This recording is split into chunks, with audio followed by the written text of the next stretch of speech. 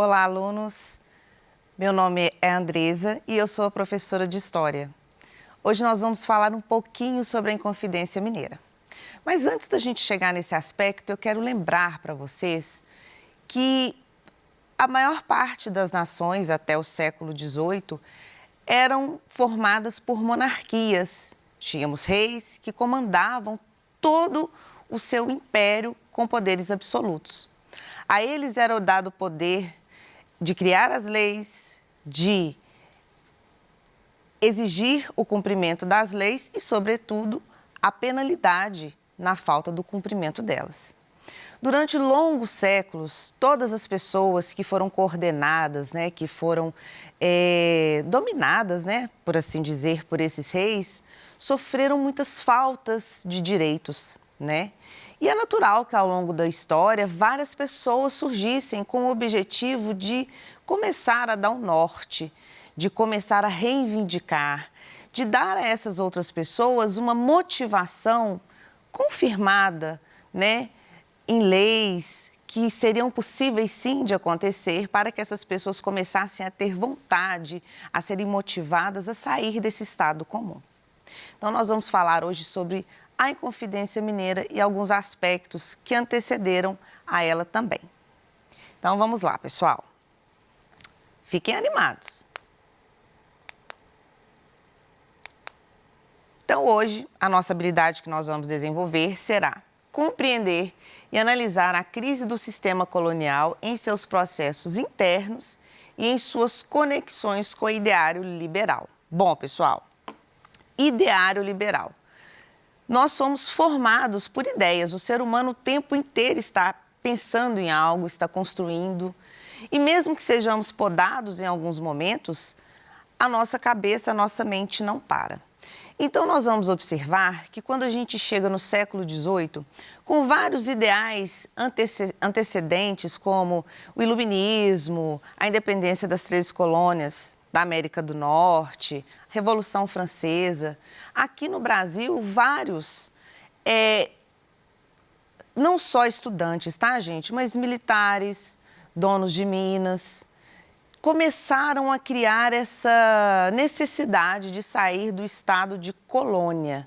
Não queríamos mais ser colônia de Portugal. Então, um grupo de inconfidentes, e a gente vai falar sobre ele bem bacana, começaram a trazer essas ideias do iluminismo, que foi uma grande transformação na história da sociedade humana, porque os iluministas, eles trouxeram para nós realmente uma luz, trouxeram uma clareza, trouxeram razão no lugar do grande misticismo, da grande neblina que vivemos durante toda a Idade Média. A Idade Média, eu sei que vocês se lembram, mas só para dar uma pincelada, ela durou 1000 anos na história. E pelos iluministas ela foi chamada de Idade das Trevas, ou seja, faltava-se a luz.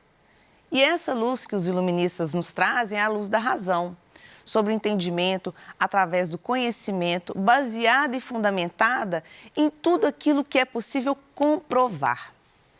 Então, nós vamos observar que é possível, ao longo do tempo, ter coragem para transformar certas realidades.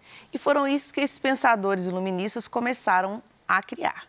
Como eu disse antes a vocês, a grande maioria das nações eram formadas por monarquias, onde existia um monarca, um rei, que concentrava nele todos os poderes. Então, os iluministas vão trazer essa contestação. Não, as coisas não podem ser assim.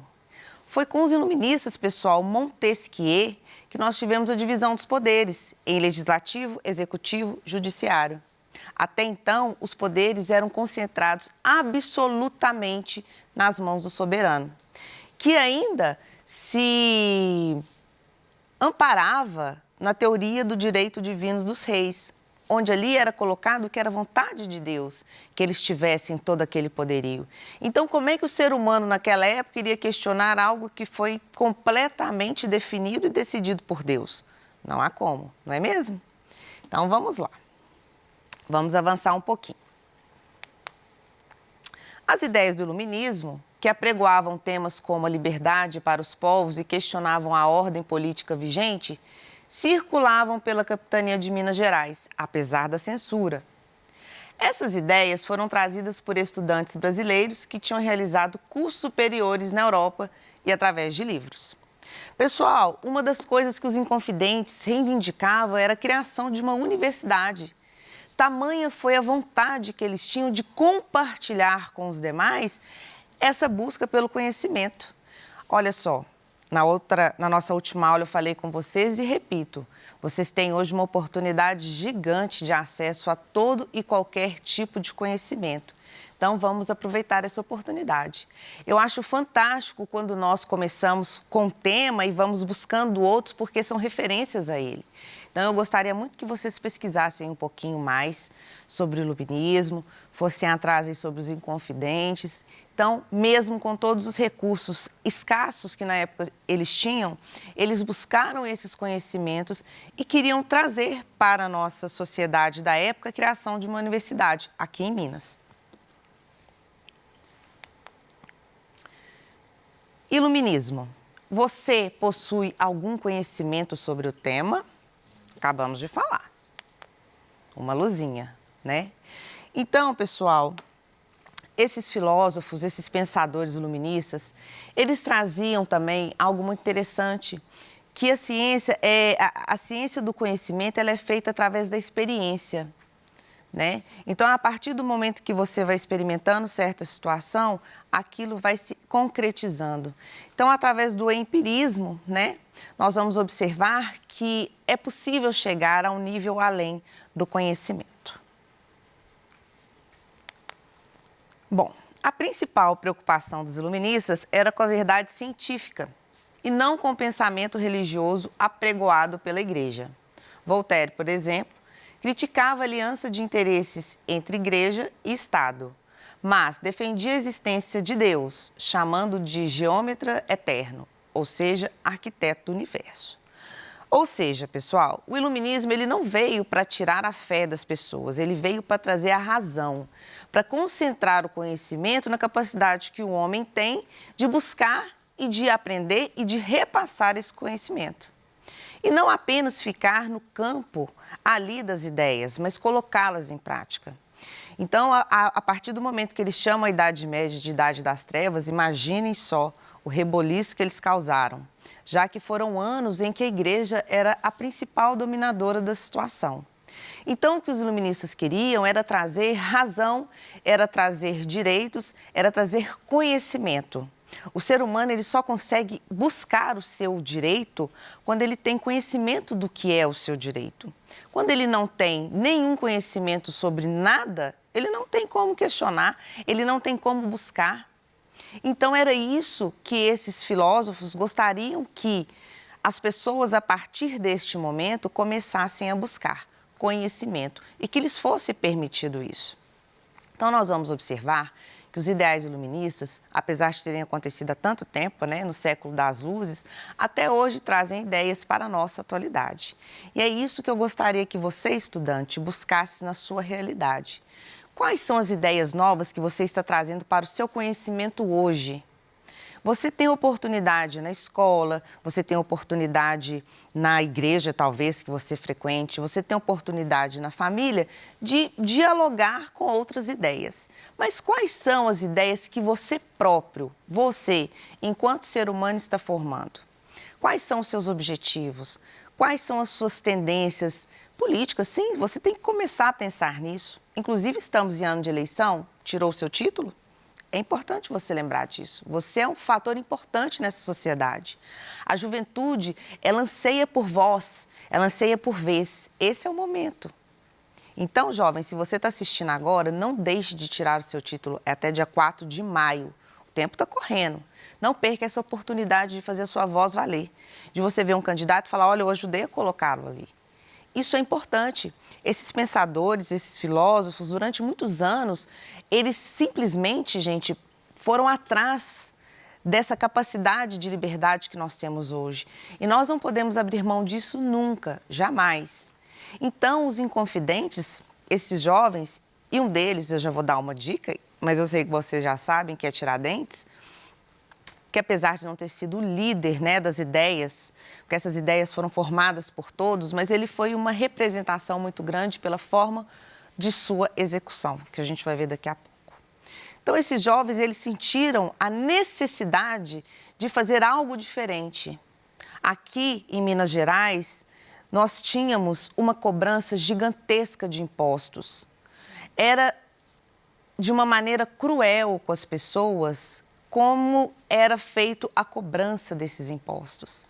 Então, olha só para vocês verem, isso acontece em 1787, 1785, acontece em 2020. Então, nós precisamos hoje dessa vontade, dessa luta, dessa vontade mesmo interna de vocês, jovens, de fazer a mudança. Porque essa mudança constrói parte de toda a sociedade, mas ela tem que vir, ela tem que começar. Então, vamos lá. A nossa nova habilidade, comparar os movimentos de resistência contra a colonização portuguesa, identificando suas especificidades. Então, a Inconfidência Mineira foi um movimento de caráter separatista que ocorreu na então capitania de Minas Gerais, em 1789. O objetivo era proclamar uma república independente, criar uma universidade e abolir dívidas junto à Fazenda Real. O movimento, porém, foi descoberto antes do dia marcado para a eclosão por conta de uma delação e seus líderes foram presos e condenados. Eu gosto muito dessa palavra, ela está tão atual, né? Delação. Mas olha quanto que a gente está vendo ela aqui, em 1789, ocorreu uma delação. Normalmente, a delação ocorre de membros que estão no mesmo projeto e foi isso que aconteceu na Inconfidência Mineira. O que acontece na grande maioria das vezes é que nós, seres humanos, somos movidos por uma vontade de mudança, sim. Mas existe também um medo dessa mudança e uma vontade de, quem sabe, conseguir algo mais. Esse é o grande problema da grande maioria dos grandes movimentos. Movimentos como a Revolução Francesa, a gente, quando estuda, a gente emociona. Teve uma mudança, uma quebra na sociedade, mas com certeza muitas vidas vão junto nisso.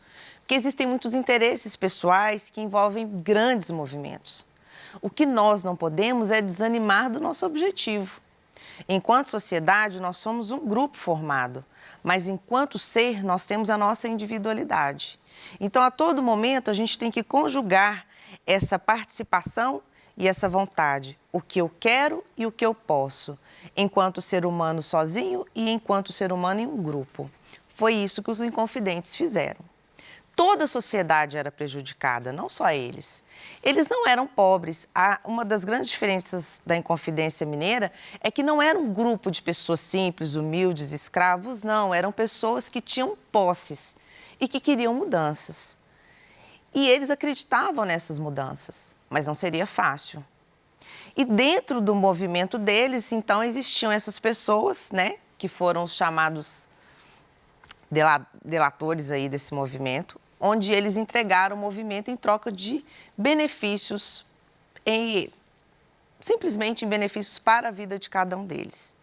É lógico que quando nós percebemos num movimento tão grande enquanto a Inconfidência Mineira, a gente fica pensando, e se ele tivesse ocorrido? E se não tivesse sido delatado? E se essas pessoas tivessem abraçado a causa e a Inconfidência Mineira tivesse sido a Revolução Mineira, de fato? Bom, ele realmente não chegou a acontecer, como eu já disse a vocês e como você já tem uma ideia. Mas esse sentimento provocado por esses iniciadores aí, eles deram seguimento ao processo da nossa independência. E vou falar com vocês, vocês já devem ter uma ideia, o nosso processo de independência, ele é longo, ele é árduo, ele tem datas na história, né? Nós precisamos de marcar, delimitar o tempo, para a gente poder compreender os segmentos, fatores. Mas o processo de independência do Brasil, ele é um processo contínuo, ele segue. Os iluministas traziam muitas ideias de liberdade. Lá na França, a Revolução Francesa tinha um lema: liberdade, igualdade, fraternidade. Aqui, na Inconfidência Mineira, eles queriam criar uma república, né? Eles não queriam mais a monarquia, assim como as outras revoluções. Então, eles criaram um lema também: liberdade, ainda que tardia. Hoje a nossa bandeira de Minas é um triângulo, é baseada nessa bandeira que foi feita, rascunhada pelos Inconfidentes, com esse lema: liberdade ainda que tardia. Então, a resposta que os Inconfidentes deram à história foi que mesmo que tivessem feito todo o processo que fizeram de condenação com eles, de degredo, né? Eles foram mandados para a África, os religiosos foram mandados para mosteiros em Portugal. Mesmo com todo esse processo, a ideia que eles plantaram germinou, né? Inicia-se um processo que ainda hoje nós batalhamos, mas que começou a partir desse movimento, dessas pessoas corajosas.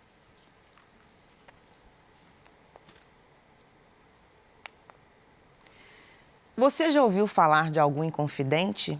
Bom, pessoal, Inconfidente, né? Tiradentes é um ícone.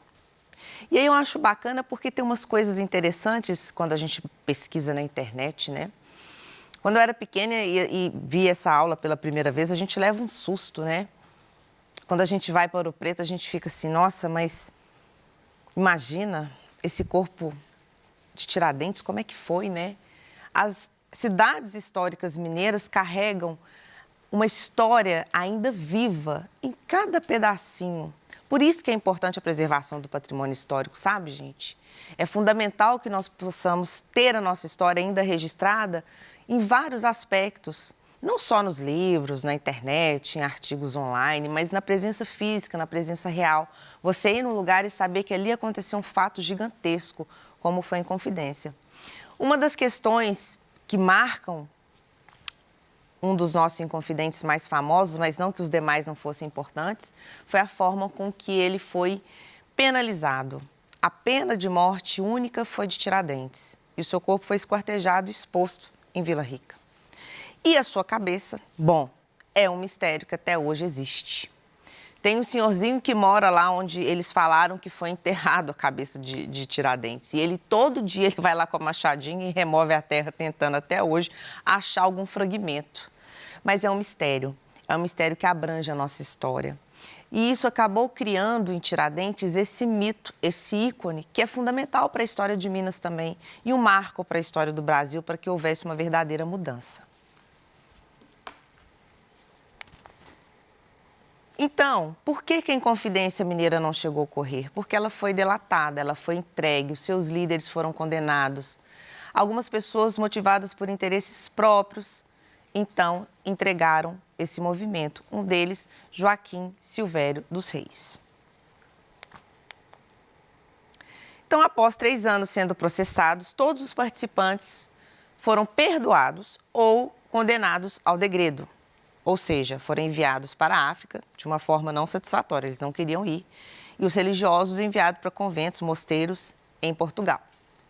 Somente Tiradentes foi condenado à morte e executado no dia 21 de abril de 1792. Após o cumprimento da sentença, o corpo foi esquartejado e ficou exposto à execração pública.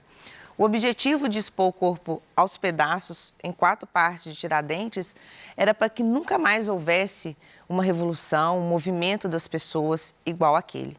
Era o medo mesmo do povo, sendo povo, começar a entender a importância que ele tem quando ele se une e busca mudança. E é isso que até hoje nós ainda não entendemos bem. Nós brasileiros precisamos entender mais sobre isso. Contudo, a figura de Tiradentes seria recuperada pelo regime republicano, que o transformou no mártir da liberdade. Inclusive, dia 21 de abril, data da morte de Tiradentes, é feriado nacional, dia de Tiradentes. Pessoal, conhecimento é tudo. É fantástico sabermos mais da nossa história, mais de quem fomos, mais de quem somos e de quem nós poderemos ser. Nesta aula, aprendemos um pouco sobre os movimentos de resistência contra a colonização portuguesa, entendemos a importância do conhecimento do iluminismo neste processo, observamos a importância da construção de nossa própria história, vimos que somos agentes históricos. Aqui estão as referências da nossa aula de hoje. Muito obrigada, espero que vocês tenham gostado e até a próxima aula. Obrigada.